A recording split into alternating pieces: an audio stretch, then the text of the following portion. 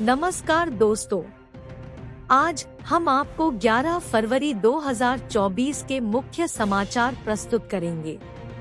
कृपया नीचे कमेंट करके बताएं कि आप किस क्षेत्र से हिमाचल न्यूज सुन रहे हैं। हिमाचल के विकास, पर्यटन और सामाजिक क्षेत्र की ताज़ा जानकारी के लिए हमारे चैनल को सब्सक्राइब करें और अपडेट के लिए हमें फॉलो करें। इन खबरों को अधिक लोगों तक पहुंचाने के लिए कृपया हमारा कंटेंट शेयर करें। प्रदेश में 6 दिन तक बारिश के आसार नहीं, धूप खिली पर रातें ठंडी। प्रदेश में आगामी 6 दिनों तक मौसम साफ रहने के आसार हैं। इसके अलावा शिमला से ज्यादा ऊना व सोलन की रातें ठंडी दर्ज की जा रही हैं। ऊना का न्यूनतम तापमान 2 डिग्री जबकि सोलन का 0.9 डिग्री और शिमला का 5.4 डिग्री दर्ज किया गया है। मौसम विज्ञान केंद्र शिमला के अनुसार प्रदेश में 16 फरवरी तक मौसम शुष्क बना रहने का पूर्वानुमान है। पिछले 24 घंटों के दौरान औसत अधिकतम तापमान सामान्य से ऊपर है। वहीं न्यूनतम तापमान में कोई बड़ा बदलाव नहीं हुआ। प्रदेश में धूप खिलने से तापमान में बढ़ोतरी होने से लोगों को ठंड से कुछ राहत मिली है। प्रदेश में जहां बर्फबारी पर्यटन, कारोबार और कृषि बागवानी के लिए सौगात लेकर आई है, वहीं प्रदेश में शीतकालीन खेलों, राज्य और राष्ट्रीय प्रतियोगिताओं के द्वार भी खुल गए हैं। शिमला में न्यूनतम तापमान 5.4 डिग्री है तो अधिकतम तापमान 15.8 दर्ज किया गया है। वहीं सुंदरनगर में 0.7 डिग्री तापमान दर्ज किया गया है तो अधिकतम तापमान 21.1 दर्ज किया गया है। भंतर में भी तापमान माइनस से नीचे है।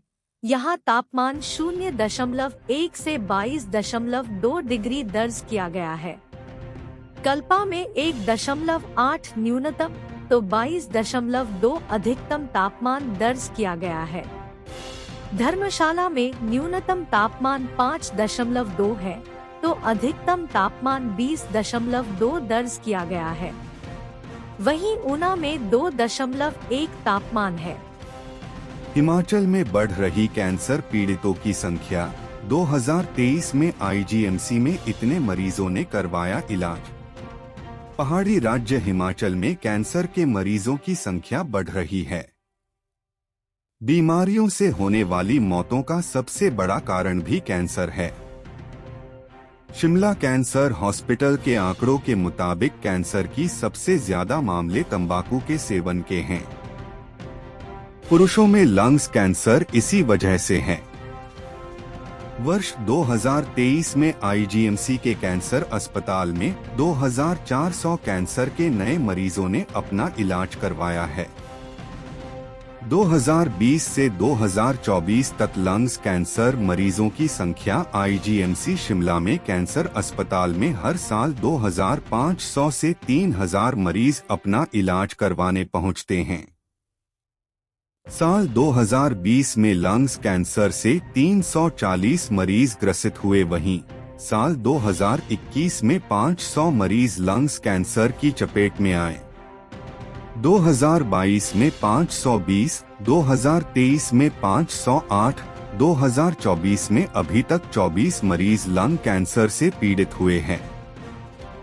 कैंसर कई तरह का होता है और इसके कई कारण हैं, लेकिन कुछ मुख्य कारक ऐसे भी हैं जिनसे कैंसर होने का खतरा किसी को भी हो सकता है। इनमें वजन बढ़ा या मोटापा, अधिक शारीरिक सक्रियता न होना, अल्कोहल और नशीले पदार्थों का अधिक मात्रा में सेवन करना, पौष्टिक आहार न लेना, अपनी दिनचर्या में व्यायाम को शामिल न करना इत्यादि है। इसके अलावा कैंसर के अन्य कारण भी हैं। कैंसर आनुवांशिक भी हो सकता है। किसी गंभीर बीमारी के कारण भी आपको कैंसर हो सकता है। आप अगर किसी गंभीर बीमारी के लिए दवाएं ले रहे हैं तो इन दवाओं के साइड इफेक्ट्स के कारण आप कैंसर के शिकार हो सकते हैं।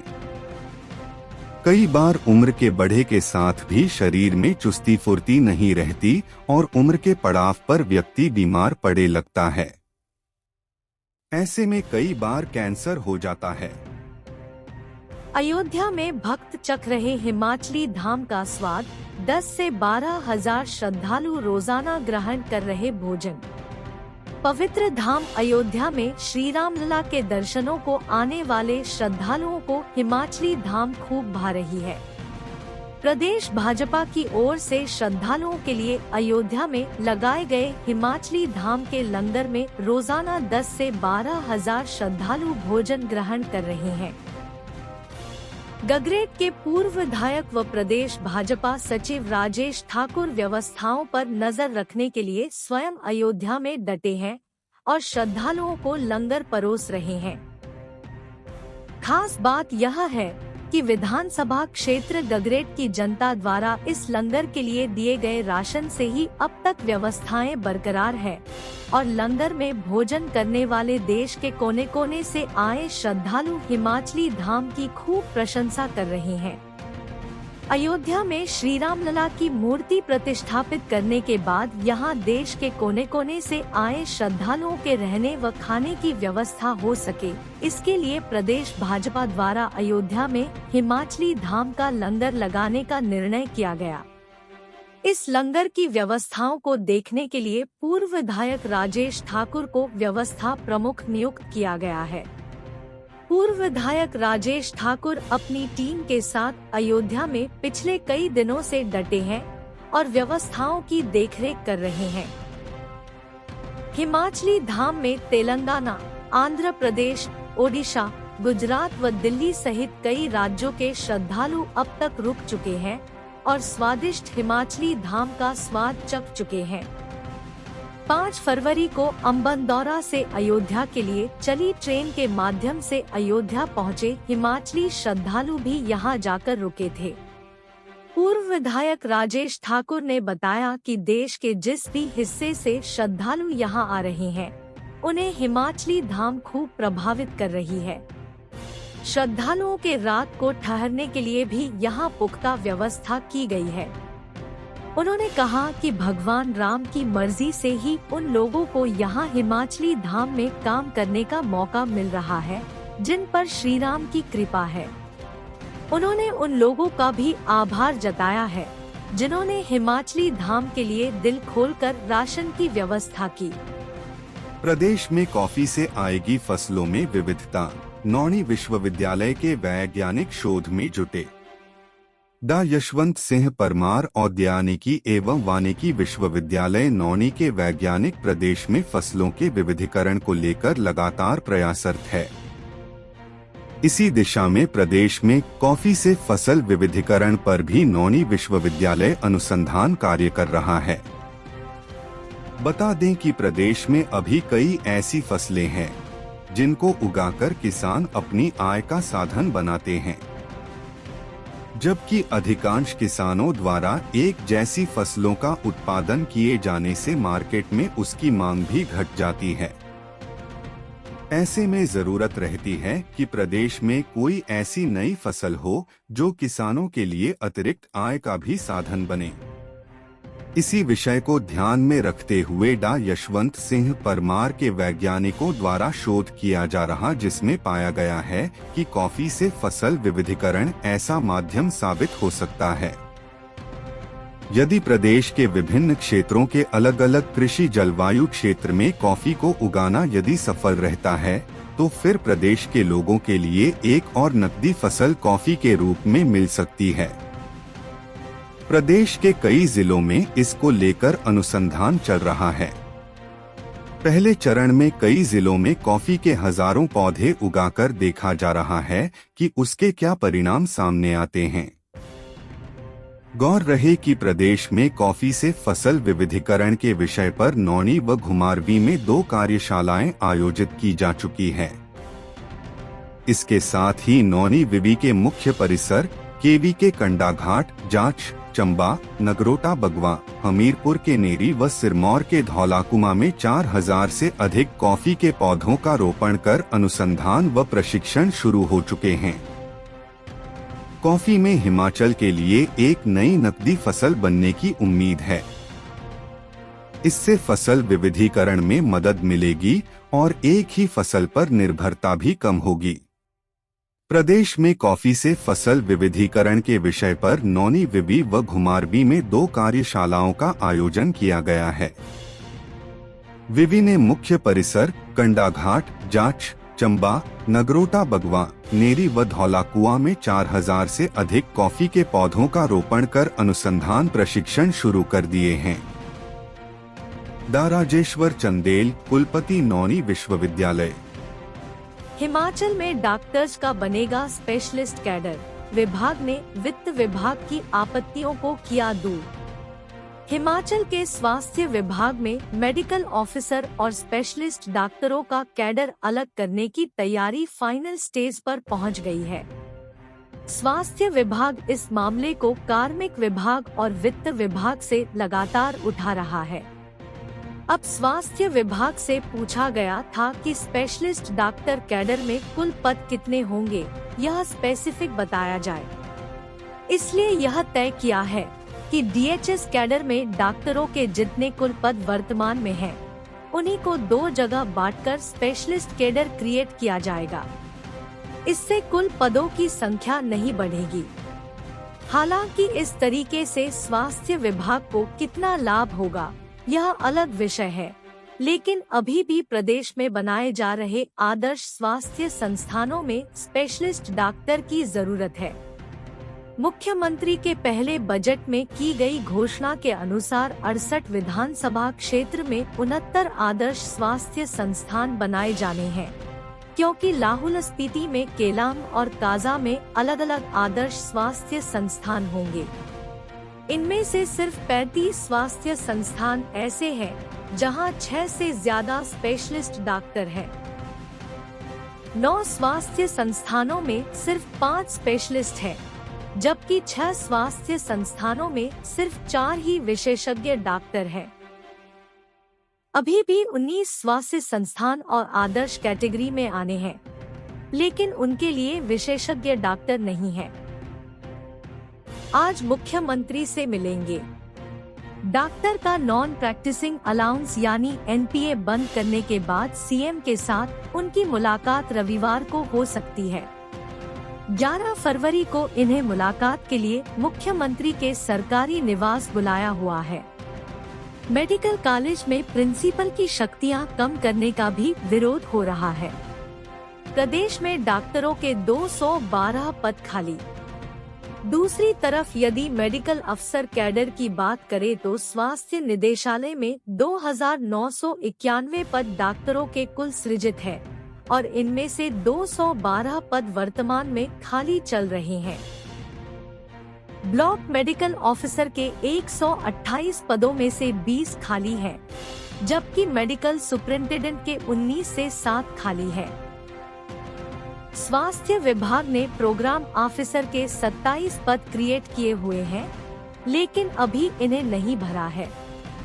ऐसे में यदि स्पेशलिस्ट डॉक्टर का अलग कैडर बनाना है तो भी 2991 में से ही इसे बांटा जाएगा। राज्य में अब एनपीए के झगड़े के कारण नई भर्ती भी डॉक्टरों की रुकी हुई है। हिमाचल के मेडिकल कॉलेजों से एमबीबीएस पास करने वाले 1200 डॉक्टर अभी नौकरी का इंतजार कर रहे हैं। ऐसे में अभी यह देखना होगा कि विशेषज्ञ डॉक्टरों का अलग कैडर कब से और किन शर्तों पर बनता है। इंटर डिस्ट्रिक्ट ट्रांसफर पॉलिसी करें बहाल, शिक्षक संगठनों ने सरकार से लगाई गुहार। प्रदेश में जिला कैडर की इंटर डिस्ट्रिक्ट ट्रांसफर पॉलिसी को बहाल करने की मांग फिर से उठने लगी है। शिक्षक संगठनों ने प्रदेश सरकार से जल्द इस पॉलिसी को लागू करने की मांग उठाई है। C&V शिक्षक संघ के प्रदेश अध्यक्ष दुर्गानंद शर्मा का कहना है कि इस पॉलिसी पर रोक लगने के बाद जिलों में शिक्षकों की तबादले पर भी रोक लगी है। इस कारण म्यूचुअल अंडरस्टैंडिंग से जो तो तबादले होते थे वे भी अब नहीं हो पा रहे हैं। इस साल का 5% कोटा जो शिक्षकों को मिलता था वह भी अब खत्म होने जा रहा है। ऐसे में प्रदेश सरकार जल्द इस मसले का हल निकाले। वहीं शास्त्री संस्कृत परिषद के प्रदेशाध्यक्ष मनोज शैल का कहना है कि इस पॉलिसी पर सरकार चुप्पी साधे हुए हैं। ऐसे में सरकार को चाहिए कि जल्द से जल्द इस पॉलिसी का समाधान निकाले, जिसमें यह तय हो कि जिला में तबादलों पर सीनियोरिटी किस आधार पर मिलनी चाहिए। गौर हो कि हिमाचल सरकार ने शिक्षा विभाग में जिला कैडर वाले शिक्षकों के लिए इंटर डिस्ट्रिक्ट ट्रांसफर पॉलिसी को स्थगित किया है। सरकार के आदेशों के अनुसार इसे अगले आदेशों तक केप्ट इन अबेयंस रखा गया है। पूर्व जयराम सरकार के समय 20 नवंबर 2021 को जूनियर बेसिक टीचर्स और क्लासिकल एंड वर्नाकुलर टीचर्स के लिए इस पॉलिसी में संशोधन किया गया था। यह दोनों ही टीचिंग कैडर जिला कैडर के हैं और इनमें दूसरे जिला में ट्रांसफर के लिए इंटर डिस्ट्रिक्ट ट्रांसफर कोटा इस्तेमाल होता है। इसके लिए पात्रता की अवधि को 13 साल से कम कर 5 साल कर दिया गया था। पॉलिसी पर रोक लगने के कारण जिला कैडर वाले जेबीटी और CNV टीचर्स को अब दूसरे जिले में ट्रांसफर करने के लिए विकल्प नहीं मिलेगा, खासकर तब तक जब तक सरकार इस पूरे मामले की समीक्षा न कर ले। गौरतलब है कि जेबीटी एवं CNV शिक्षकों की ट्रांसफर के लिए सबसे बड़ा पेंच यही था कि दूसरे जिला में बदली किए जाने पर उनकी सीनियोरिटी का क्या होगा। अब सरकार द्वारा इस मसले का हल निकालने के बाद ही यह पॉलिसी दोबारा लागू हो सकती है। दिवंगत सिम्मी अग्निहोत्री की अर्थी को बेटी आस्था ने दिया कंधा, CM सुक्खू भी हुए शामिल। हिमाचल प्रदेश के उप मुख्यमंत्री मुकेश अग्निहोत्री की दिवंगत पत्नी सिम्मी अग्निहोत्री का अंतिम संस्कार शनिवार को गोंदपुर जयचंद हरोली में किया गया। उनकी अंतिम यात्रा में मुख्यमंत्री सुखविंदर सिंह सुक्खू सहित सैकड़ों लोग शामिल हुए। इस दौरान मुकेश अग्निहोत्री की बेटी आस्था ने अपनी मां की अर्थी को कंधा देकर शमशान घाट पहुंचाया। शमशान घाट में हिंदू धर्म के अनुसार तमाम औपचारिकताओं को पूरा करते हुए बेटी आस्था और मुकेश अग्निहोत्री ने पार्थिव देह को मुखाग्नि दी। कांग्रेस पार्टी के कई दिग्गज नेता भी इस दौरान मौजूद रहे। इससे पहले मुख्यमंत्री सुखविंदर सिंह सुक्खू शनिवार दोपहर को गोंदपुर स्थित मुकेश अग्निहोत्री के पैतृक गांव पहुंचे और शोक संतृप्त परिवार को ढाढ़स बंधाया। CM सुक्खू ने भी अर्थी को कंधा दिया। कांग्रेस की राष्ट्रीय महासचिव प्रियंका गांधी वाड्रा ने भी सिम्मी अग्निहोत्री के निधन पर शोक व्यक्त किया है। उन्होंने शोकाकुल परिवार के प्रति अपनी संवेदनाएं प्रकट की हैं। बताया जा रहा है कि शुक्रवार रात श्रीमती सिम्मी गोंदपुर जयचंद स्थित अपने घर में ही थी कि अचानक उनका रक्तचाप घटने लगा था। इसके बाद उन्हें चंडीगढ़ स्थित मैक्स अस्पताल ले जाया जा रहा था कि पंजाब के कुराली के पास दिल का दौरा पड़ने से उनकी मृत्यु हो गई। उस समय मुकेश अग्निहोत्री शिमला में कैबिनेट बैठक के बाद घर लौट रहे थे, जब उन्हें डॉक्टर सिम्मी के बीमार होने की सूचना मिली।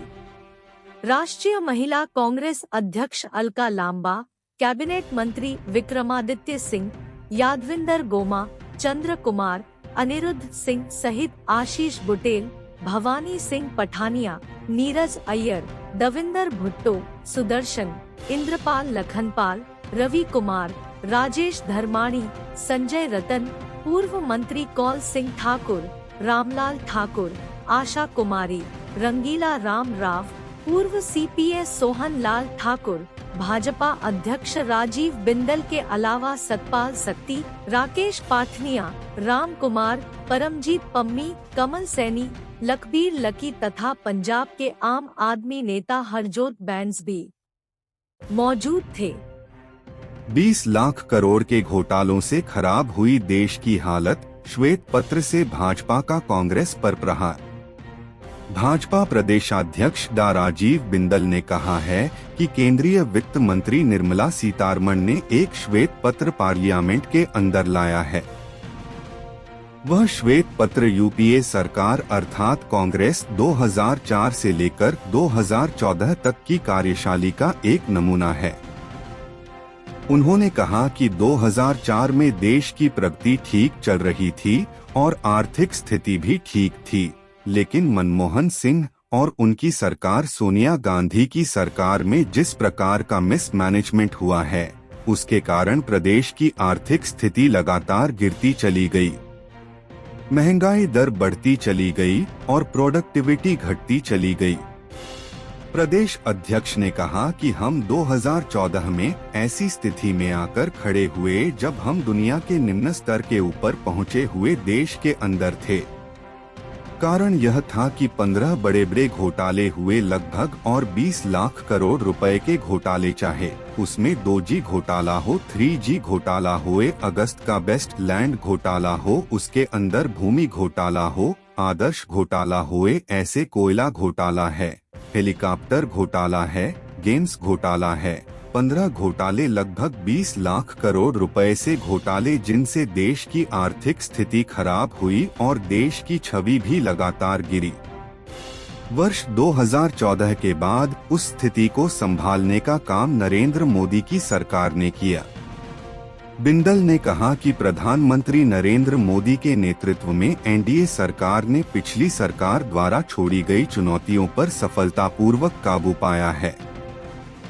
अमृतकाल अभी शुरू हुआ है और हमारी मंजिल 2047 तक भारत को एक विकसित राष्ट्र बनाना है। इसलिए यह हमारा कर्तव्य काल है। उन्होंने कहा कि बजाय अर्थव्यवस्था की गति को तेज करने और इसके लिए सकारात्मक माहौल बनाने के कांग्रेस की यूपीए सरकार ने बाधाएं उत्पन्न किए, जिससे अर्थव्यवस्था अपनी उम्मीद से काफी पीछे रह गई।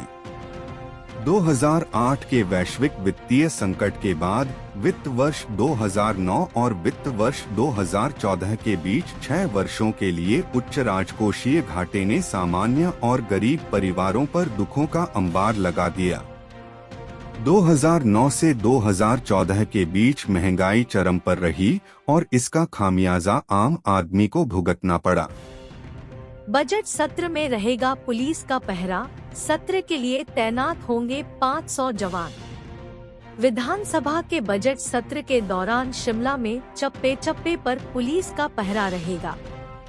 विधानसभा के बजट सत्र को लेकर शिमला पुलिस ने सुरक्षा व्यवस्था सहित ट्रैफिक व्यवस्था की तैयारियां शुरू कर दी है।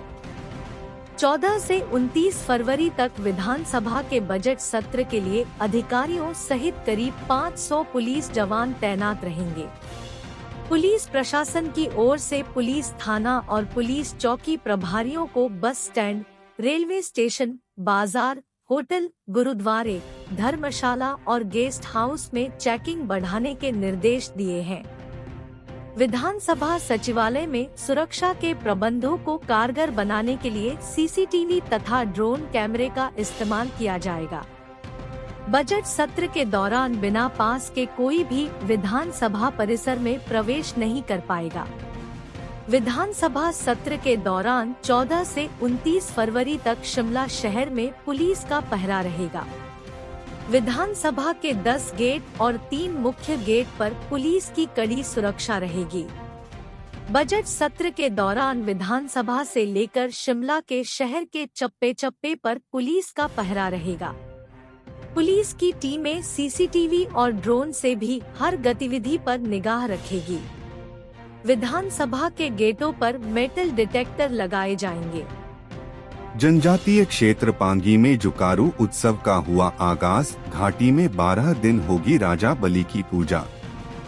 हिमाचल प्रदेश को देवभूमि भी कहा जाता है क्योंकि ऐसी मान्यता है कि यहाँ के कण कण में देवताओं का वास है। हिमाचल एक पहाड़ी और प्राचीन सभ्यता से जुड़ा हुआ स्थल रहा है।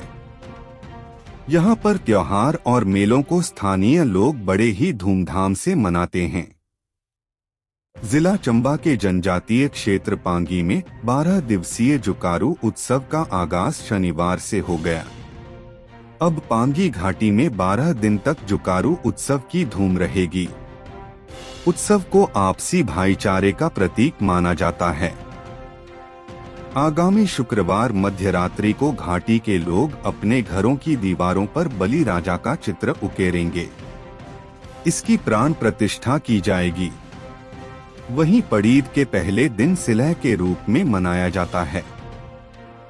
इस दिन पंगवाल समुदाय अपने घरों में लिपाई पुताई करते हैं। शाम को घर के मुखिया भरेस भंगड़ी और आटे के बकरे बनाता है। ये बनाते समय कोई किसी से बातचीत नहीं करता है।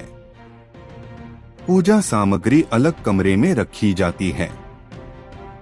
रात्रि भोजन के बाद गोबर की लिपाई की जाएगी।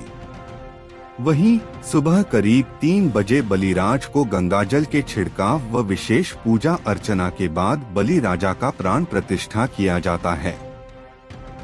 इसके बाद 12 दिनों तक पांगी घाटी के लोग बलिराज की पूजा करते हैं। वहीं बालीराज के समक्ष चौका लगाया जाता है। गोमूत्र और गंगाजल छिड़कने के बाद गेहूं के आटे और जौ के सत्तुओं से मंडप लिखा जाता है, जिसे पंगवाली भाषा में चौका कहते हैं। मंडप के सामने दीवार पर बलि राजा की मूर्ति स्थापित की जाती है। इसे स्थानीय बोली में जन बलदानो राजा कहते हैं। आटे से बने बकरे, मेढ़े आदि मंडप में तिनकों के सहारे रखे जाते हैं। मंडप बनाने वाला बलि राजा की पूजा करता है। घाटी के बाशिंदे आटे के बकरे, चौक तैयार कर राजा बलि को अर्पित करेंगे।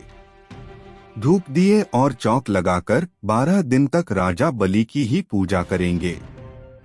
इस दौरान कुल देवता से लेकर अन्य देवी देवताओं की पूजा नहीं की जाती है। आज लोग एक दूसरे के घरों में जाकर बड़े बुजुर्गों का आशीर्वाद ले रहे हैं, जिसे स्थानीय भाषा में पड़ीद कहते हैं। शनिवार को प्रातः ब्रह्मा मुहूर्त में उठकर लोग स्नानादि करके राजा बलि के समक्ष नतमस्तक होते हैं। इसके पश्चात घर के छोटे सदस्य बड़े सदस्यों के चरण वंदना करते हैं। बड़े उन्हें आशीर्वाद देते हैं। राजा बलि के लिए पनघट से जल लाया जाता है। लोग जल देवता की पूजा भी करते हैं। इस दिन घर का मुखिया चूर की पूजा भी करता है, क्योंकि वह खेत में हल जोतने के काम आता है। पड़ीद की सुबह होते ही जुकारू आरंभ होता है। जुकारू का अर्थ बड़ों के आदर से है। लोग एक दूसरे के घर मिलने जाते हैं। इस त्योहार का एक अन्य अर्थ यह है कि सर्दी तथा बर्फ के कारण लोग अपने घरों में बंद थे। इसके बाद सर्दी कम होने लग जाती है। लोग इस दिन एक दूसरे के गले मिलते हैं तथा कहते हैं तकदा थिया, और जाने के समय कहते हैं मठे मठे विश। लोग सबसे पहले अपने बड़े भाई के पास जाते हैं, उसके बाद अन्य संबंधियों के पास जाते हैं। तीसरा दिन मांगल्या पन्हेई के रूप में मनाया जाता है। पन्हेई किलाड़ परगने में मनाई जाती है, जबकि सांच परगना में मांगल मनाई जाती है। मांगल तथा पन्हेई में कोई विशेष अंतर नहीं होता, मात्र नाम की ही भिन्नता है। मनाने का उद्देश्य एवं विधि एक जैसी ही है। फर्क सिर्फ इतना है कि सांच परगने में मांगल जुकारू के तीसरे दिन मनाई जाती है तथा पन्हेई किलाड़ परगने में 5वें दिन मनाई जाती है। मांगल तथा पन्हेई के दिन लोग भूमि पूजन के लिए निर्धारित स्थान पर इकट्ठा होते हैं। इस दिन प्रत्येक घर से सत्तू, घी, शहद, मंडे, आटे के बकरे तथा जौ, गेहूं आदि का बीज लाया जाता है। कहीं कहीं शराब भी लाई जाती है। अपने अपने घरों से लाई गई इस पूजन सामग्री को आपस में बांटा जाता है। भूमि पूजन किया जाता है। कहीं कहीं नाच गान भी किया जाता है। इस त्योहार के बाद पंगवाल लोग अपने खेतों में काम करना शुरू कर देते हैं। इस मेले को उवान ईवान आदि नामों से भी जाना जाता है। यह मेला किलाड़ तथा धरवास पंचायत में 3 दिन तक मनाया जाता है। पहले दिन मेला राजा के निमित्त, दूसरे दिन प्रजा के लिए मनाया जाता है और तीसरा दिन नाग देवता के लिए मनाया जाता है। यह मेला माघ और फागुन मास में मनाया जाता है। उवान के दौरान स्वांग नृत्य भी होता है। इस दिन नाग देवता के कारदार को स्वांग बनाया जाता है। लंबी लंबी दाढ़ी, मूछ पर मुकुट पहने, सिर पर लंबी लंबी जटाएं, हाथ में कटार लिए स्वांग को मेले में लाया जाता है। दिन भर नृत्य के बाद स्वांग को उसके घर पहुंचाया जाता है। इसी के साथ ईवान मेला समाप्त हो जाता है। सिम्मी अग्निहोत्री का निधन, चुवाड़ी का दौरा रद्द कर ऊना जा रहे सीएम, भाजपा नेताओं ने जताया शोक। शुक्रवार देर रात उप मुख्यमंत्री मुकेश अग्निहोत्री की धर्मपत्नी प्रो सिम्मी अग्निहोत्री के दुखद निधन के बाद मुख्यमंत्री सुखविंदर सिंह सुक्खू ने शनिवार को चंबा जिला का दौरा रद्द कर दिया है। वह आज भटियात विधानसभा क्षेत्र के चुवाड़ी में जनसभा के लिए जा रहे थे, लेकिन अब मुख्यमंत्री ऊना जा रहे हैं। उप मुख्यमंत्री मुकेश अग्निहोत्री कैबिनेट बैठक के चलते कल शिमला आए थे और रात को वापस ऊना चले गए। इस घटना की सूचना मिलने के बाद राज्य सरकार के अधिकांश कैबिनेट मंत्री भी ऊना जा रहे हैं और अंतिम संस्कार में शामिल होंगे। हरोली विधानसभा क्षेत्र के पैतृक गांव में प्रो सिम्मी अग्निहोत्री का अंतिम संस्कार आज दोपहर बाद 2 बजे रखा गया है। भाजपा राष्ट्रीय अध्यक्ष जगत प्रकाश नड्डा, भाजपा प्रदेश अध्यक्ष डॉ राजीव बिंदल, नेता प्रतिपक्ष जयराम ठाकुर, केंद्रीय मंत्री अनुराग ठाकुर, प्रभारी अविनाश राय खन्ना, सह प्रभारी संजय टंडन, प्रभारी श्रीकांत शर्मा, प्रदेश महामंत्री बिहारी लाल शर्मा, त्रिलोक कपूर, डॉक्टर सिकंदर कुमार, पूर्व प्रदेश अध्यक्ष सुरेश कश्यप, सतपाल सती ने शोक प्रकट करते हुए कहा कि हिमाचल प्रदेश के उप मुख्यमंत्री मुकेश अग्निहोत्री की पत्नी 56 वर्षीय डॉक्टर सिम्मी अग्निहोत्री का शुक्रवार रात को निधन हो गया। इस दुख की घड़ी में प्रदेश के उप मुख्यमंत्री मुकेश अग्निहोत्री एवं उनकी सुपुत्री आस्था को भगवान संबल प्रदान करे। मुकेश अग्निहोत्री ने रात करीब 12 बजे इंटरनेट मीडिया अकाउंट पर इसकी जानकारी देते हुए लिखा, सिम्मी अग्निहोत्री हमें और आस्था को छोड़कर चली गई है। इस बाबत बताया जा रहा है कि वह गोंदपुर जयचंद स्थित अपने घर में ही थी कि अचानक उनका रक्तचाप घटने लगा। उन्हें चंडीगढ़ स्थित मैक्स अस्पताल ले जाया जा रहा था कि पंजाब के कुराली के पास उनकी मृत्यु हो गई। मुकेश अग्निहोत्री शिमला में कैबिनेट बैठक के बाद घर लौट रहे थे जब उन्हें डॉक्टर सिम्मी के बीमार होने की सूचना मिली। बता दें कि डॉ सिम्मी हिमाचल प्रदेश विश्वविद्यालय में कार्मिक प्रशासन विभाग में प्रोफेसर के पद पर कार्यरत थी। उनकी एक पुस्तक empowering tribes, a path towards sustainable development प्रकाशित हुई है, जिसका लोकार्पण राज्यपाल शिव प्रताप शुक्ल ने करीब 3 माह पहले किया था। सामाजिक और धार्मिक कार्यों में डॉक्टर सिम्मी की रुचि अधिक रही है। भाजपा नेताओं ने शोक संतप्त परिवार के प्रति अपनी हार्दिक संवेदनाएं व्यक्त करते हुए दिवंगत आत्मा की शांति के लिए ईश्वर से प्रार्थना की है। आधुनिकता की झूठी शान ने मिटा दिया वजूद, अब तो 2 वक्त की रोटी भी मयस्सर नहीं हो पाती। पुरातन काल में गेहूं व मक्की की पिसाई का जरिया रहे घराट धीरे धीरे अपने अस्तित्व को खो रहे हैं। कहीं तो बिजली की चक्कियों ने घराटों को खत्म कर दिया, तो कहीं कुहनों के सूख जाने या टूट जाने के कारण घराटों का अस्तित्व खत्म हो गया है। आधुनिकता की झूठी शान ने घराटों की अस्तित्व को लगभग लुप्त होने के कगार पर लाकर खड़ा कर दिया है।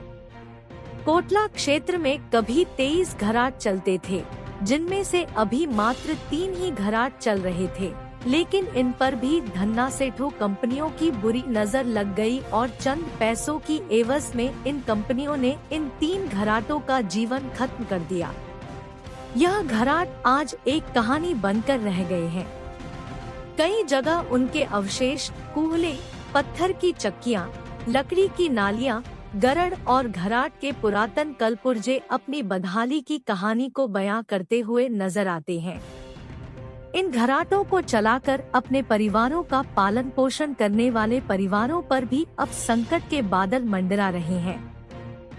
अत्यंत गरीब 5 परिवारों पर उस समय मुश्किलों का पहाड़ गिर पड़ा जब कोटला से निर्माणाधीन 4 लेन परियोजना का कार्य कर रही Bharat construction private limited company ने घराट को संचालित करने वाली कूहल ही बिना मालिकों की अनुमति तथा मुआवजा दिए बंद कर दी।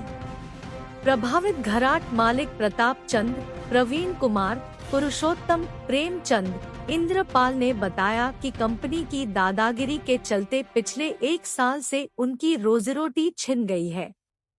नौबत यहां तक आ गई है कि इन 5 परिवारों के 34 लोगों को 2 वक्त की रोटी भी नसीब नहीं हो रही है। भूखे मरने की नौबत आ गई है और रोजगार के लिए दर-दर भटक रहे हैं। लेकिन हालात यह है कि यह परिवार अब भगवान भरोसे ही अपनी किस्मत को दोष देकर गरीब व मुफलिसी में दिन काटने को मजबूर है।